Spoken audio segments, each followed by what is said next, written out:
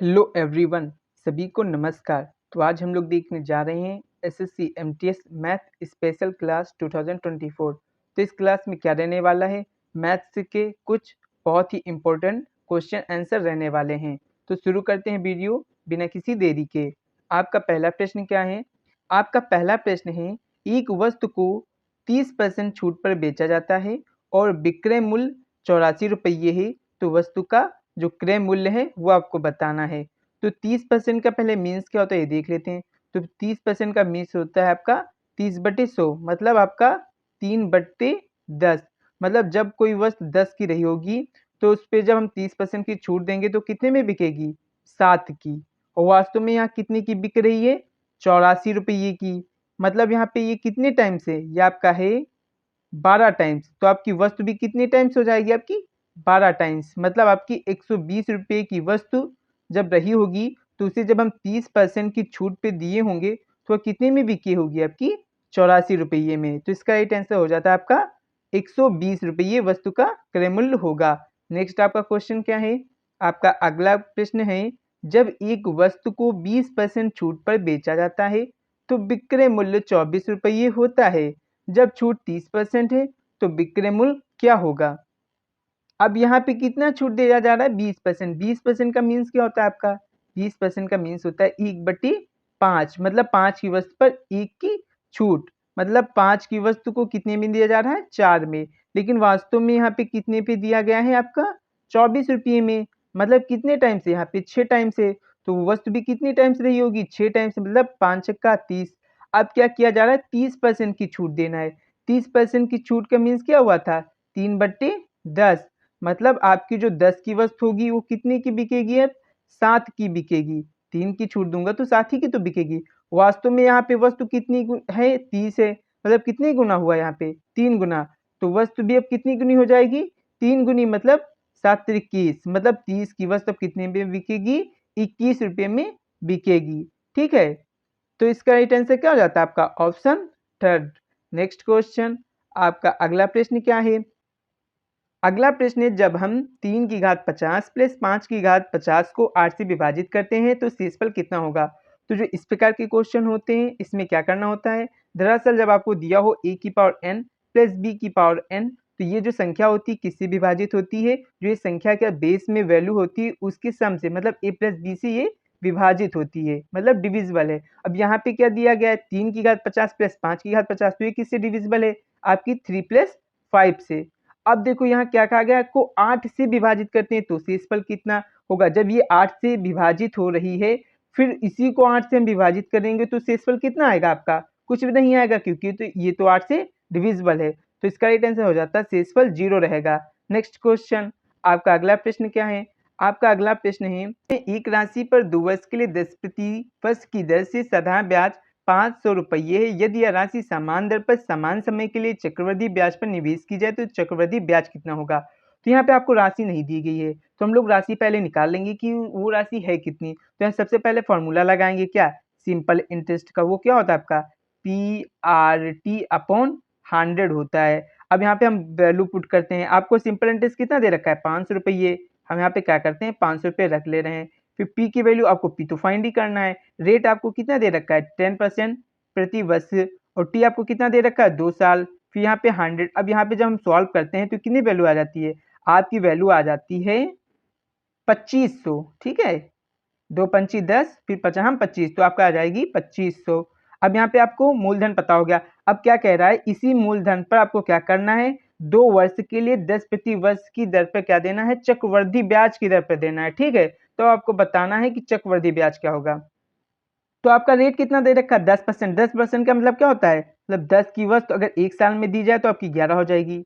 ठीक है, अगर 2 साल की बात की जाए तो स्क्वायर कर देते हैं दोनों ओर। ठीक है, मतलब आपकी अगर 100 है वस्तु तो वो कितनी हो जाती है? आपकी 121 हो जाती है 10% प्रति वार्षिक ब्याज की दर से। ठीक है, अब देखिए यहाँ पे वस्तु कितनी है आपकी? यहाँ पे वस्तु दे रखी है आपकी 2500। मतलब ये कितनी गुना है? यहाँ पे आपकी यहाँ पे गुना है 25 गुना। तो ये भी आपकी कितनी गुना हो जाएगी? आपकी 25 गुना हो जाएगी। तो आप जब मल्टीप्लाई करेंगे 121 में 25 का, तब आपका आ जाएगा 3025।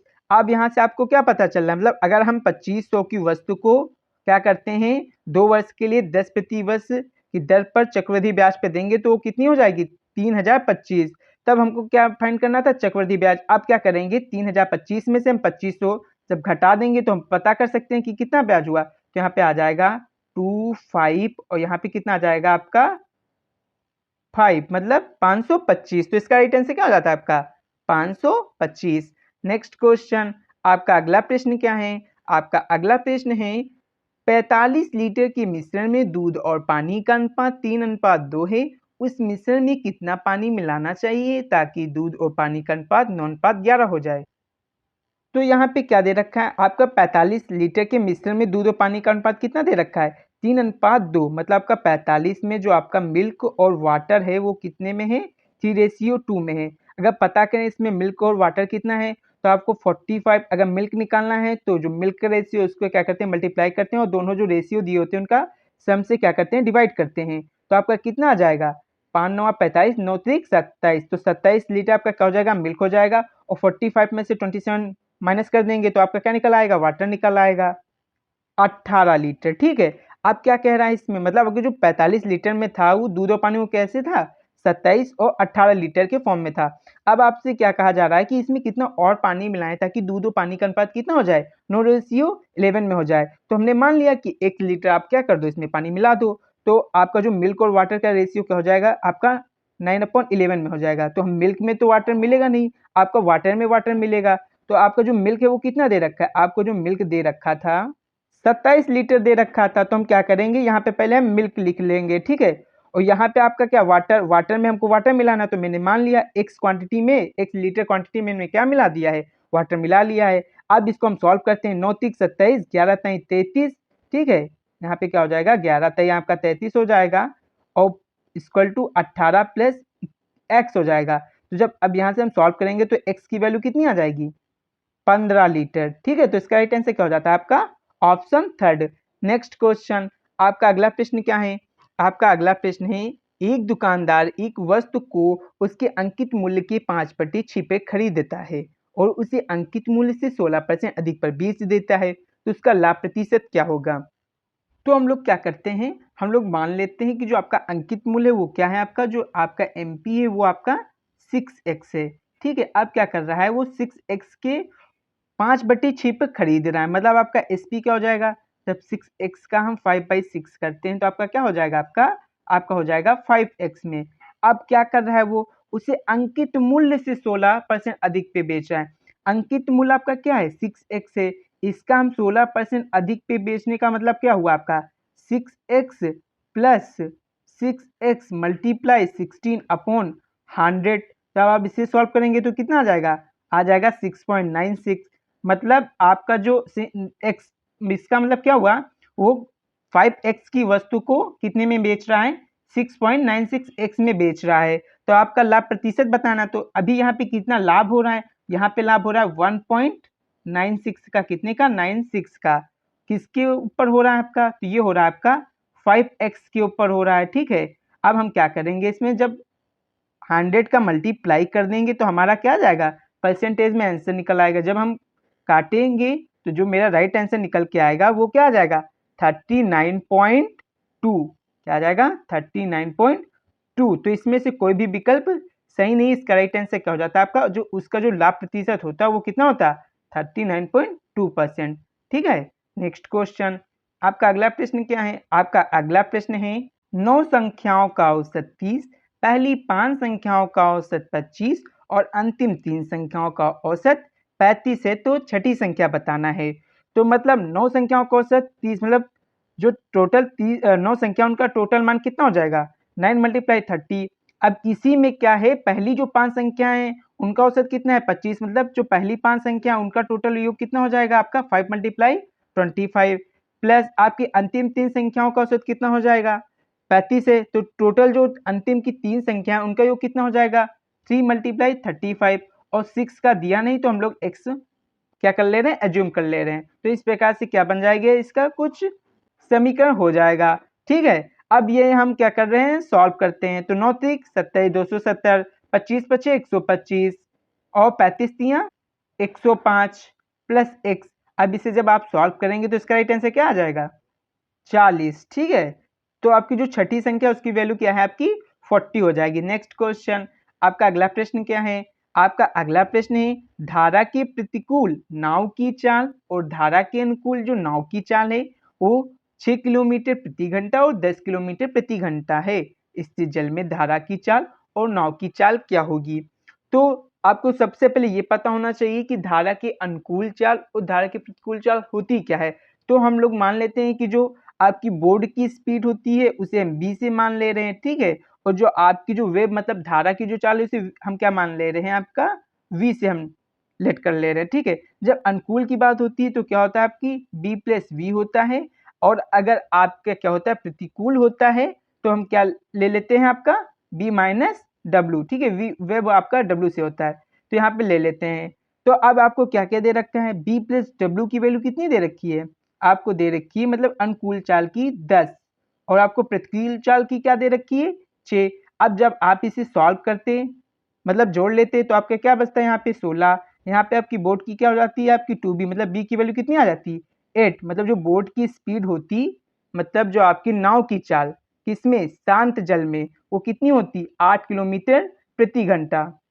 और जब हम b की वैल्यू किस में पुट कर देते हैं, आपका ऑप्शन जो आपकी समीकरण 1 में इसमें हम पुट कर देते तो यहाँ से हम वेव की वैल्यू फाइंड कर लेते, तब वेव की वैल्यू कितनी आ जाती, 8 प्लस डब्ल्यू इक्वल टू 10। मतलब वेव की वैल्यू आ जाती है आपकी 2 किलोमीटर प्रति आवर। तो इसका राइट आंसर क्या हो जाता है, आपका ऑप्शन 3, ठीक है। नेक्स्ट क्वेश्चन, आपका अगला प्रश्न क्या है? आपका अगला प्रश्न है, एक घनाभ की लंबाई चौड़ाई और ऊंचाई का अनुपात क्या दे रखा है, 5:4:3 है। यदि घनाभ का संपूर्ण पृष्ठीय क्षेत्रफल 846 सेंटीमीटर है तो घनाभ की चौड़ाई सेंटीमीटर में ज्ञात कीजिए।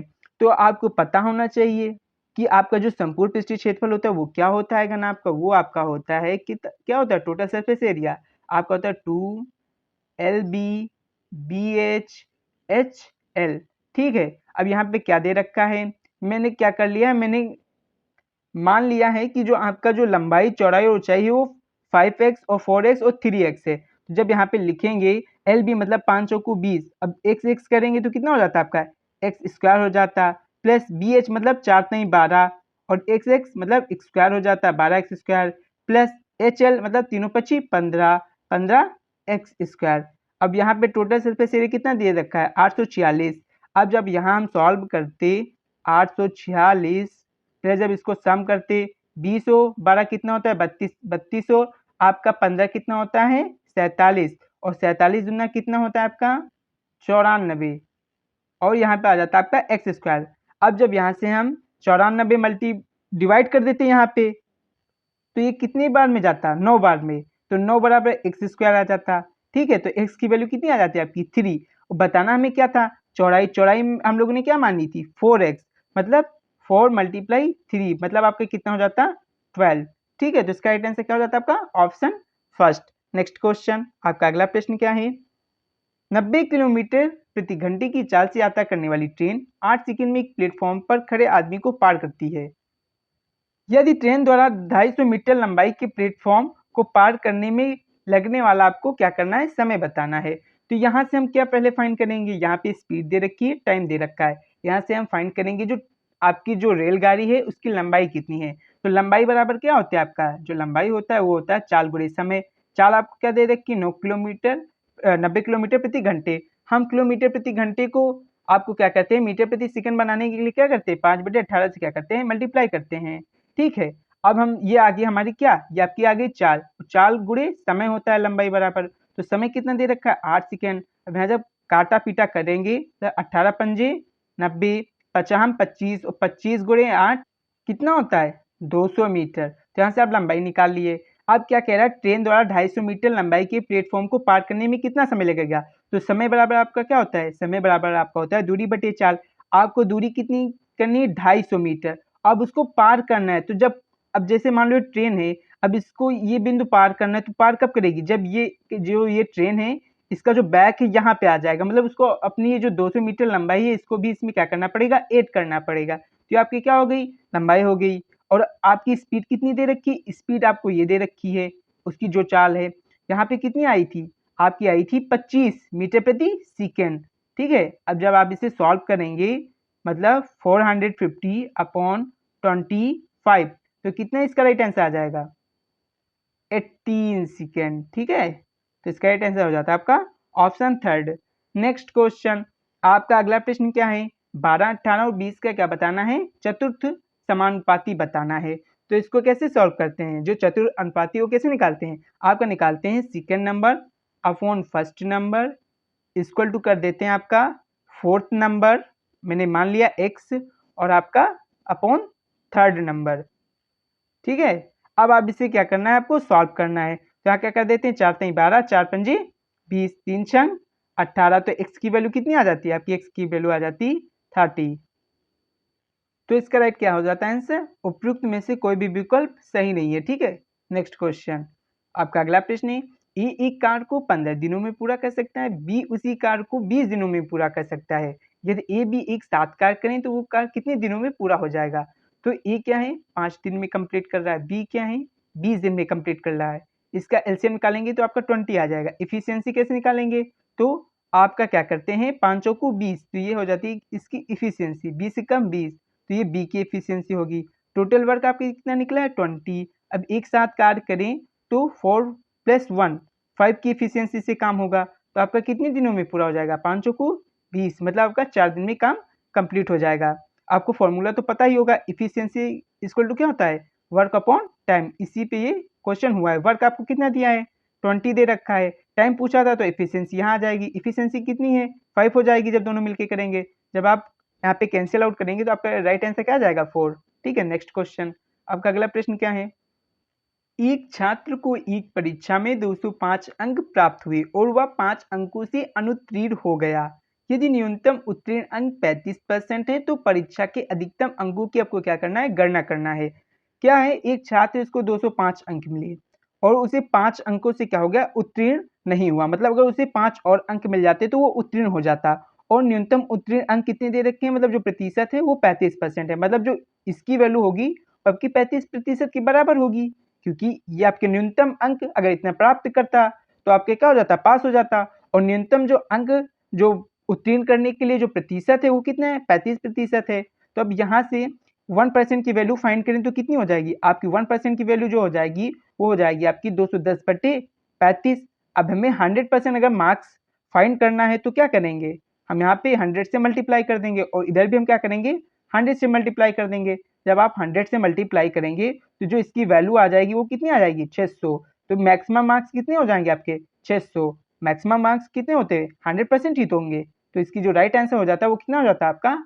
600 मार्क्स। नेक्स्ट क्वेश्चन, अगला प्रश्न क्या है? यदि ए बी सी की मासिक आय आपकी क्या दे रखी? 7 अनुपात 8 अनुपात 9 के अनुपात में है। यदि सी की मासिक आय ए की तुलना में 12,000 रुपये ये अधिक है तो बी की वार्षिक आय कितनी होगी? तो हम लोग लेट कर ले रहे हैं कि जो ए है, बी है और सी है, इसकी जो मासिक आय है वो क्या है? 7x, 8x और 9x। अब यहाँ पे क्या दे रखा है? सी की मासिक आय ए की तुलना में क्या है? 12,000 रुपये ये अधिक है। और यहाँ पे कितनी अधिक है? 2x। मतलब जो यहाँ पे 2x है वही आपके कितने के बराबर है? आपका 12,000 के बराबर है। यहाँ से x की वैल्यू फाइंड करूँ तो कितना हो जाएगा आपका? 6,000। हमको बताना क्या है?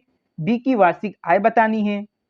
तो यहाँ से जो बी की पहली मासिक आय आएगी वो कितनी आएगी? तो बी की मासिक आय आ जाएगी 8 × 6,000। अब यहाँ पे हमें वार्षिक निकालनी, तो एक वर्ष में 12 महीने होते तो 12 से फिर से मल्टीप्लाई करेंगे तो हमारी क्या आ जाएगी? वार्षिक आय आ जाएगी किसकी? बी की। ठीक है, तो इसका राइट आंसर कितना हो जाता? आपका हो जाता 5,76,000।